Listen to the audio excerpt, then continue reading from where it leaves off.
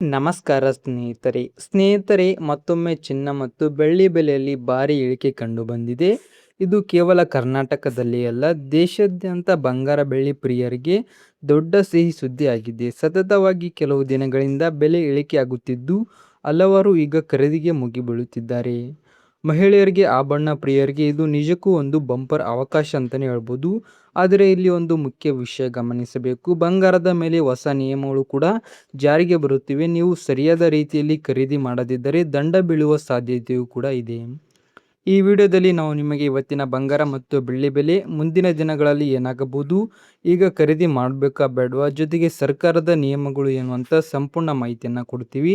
ಮೊದಲಿಗೆ ಬೆಳ್ಳಿ ಬೆಲೆ ನೋಡೋಣ. ಇತ್ತೀಚೆಗೆ ಭಾರಿ ಏರಿಕೆ ಕಂಡಿದ್ದು ಬೆಳ್ಳಿ ಈಗ ದಿಢೀರ್ ಇಳಿಕೆ ಆಗ್ತಾ ಇದೆ. ಒಂದೇ ದಿನದಲ್ಲಿ ಸಾವಿರಾರು ರೂಪಾಯಿಗಳಷ್ಟು ಇಳಿಕೆ ಕಂಡಿರುವುದು ಗಮನಾರ್ಹ. ಮಾರ್ಕೆಟ್ನಲ್ಲಿ ಡಿಮ್ಯಾಂಡ್ ಕಡಿಮೆಯಾದಾಗ ಈ ಥರದ ಇಳಿಕೆ ಕಾಣಬಹುದು. ಇದಕ್ಕೆ ಜೊತೆಯಾಗಿ ಬಂಗಾರದ ಬೆಲೆಯೂ ಇಳಿಕೆಯಾಗ್ತಾ ಇದೆ. ಕಳೆದ ಕೆಲವು ದಿನಗಳಿಂದ ಬಂಗಾರದಲ್ಲಿ ಸತತ ಇಳಿಕೆ ಕಂಡು ಬಂದಿದೆ.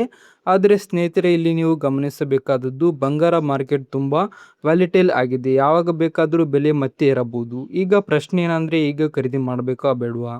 ನಮ್ಮ ಸಲಹೆ ಏನಂದರೆ, ಒಟ್ಟಿಗೆ ಹೆಚ್ಚು ಪ್ರಮಾಣದಲ್ಲಿ ಖರೀದಿ ಮಾಡೋಕ್ಕಿಂತ ಬೆಲೆ ಇಳಿಕೆ ಆಗುವ ಸಮಯದಲ್ಲಿ ಸ್ವಲ್ಪ ಸ್ವಲ್ಪವಾಗಿ ಖರೀದಿ ಮಾಡುವುದು ಉತ್ತಮ. ಇದನ್ನೇ ಆವರೇಜಿಂಗ್ ಸ್ಟ್ರಾಟಜಿ ಅಂತ ಕರೀತಾರೆ.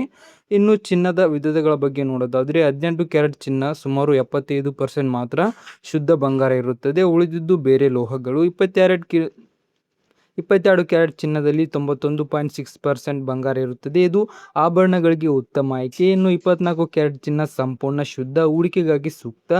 ಹೀಗಾಗಿ ನೀವು ಆಭರಣ ಖರೀದಿ ಮಾಡ್ತೀರಾ ಅಂದರೆ 22 ಕ್ಯಾರೆಟ್ ಆಯ್ಕೆ ಮಾಡುವುದು ಉತ್ತಮ.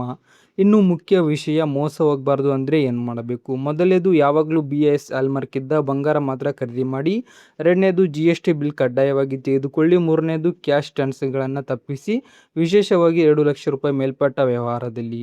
ಸರ್ಕಾರದ ಪ್ರಕಾರ ಮದುವೆಯಾದ ಮಹಿಳೆಯರು 500 ಗ್ರಾಂವರೆಗೆ ಬಂಗಾರ ಇಟ್ಟುಕೊಳ್ಳಬಹುದು. ಮದುವೆಯಾಗದ ಮಹಿಳೆ 250 ಗ್ರಾಂ, ಪುರುಷರು 100 ಗ್ರಾಂ. ಇದರ ಮೇಲೆ ಪಟ್ಟಿದ್ದರೆ ನೀವು ಅದರ ಬಿಲ್ ಅಥವಾ ಆದಾಯದ ಮೂಲ ತೋರಿಸಬೇಕಾಗುತ್ತದೆ.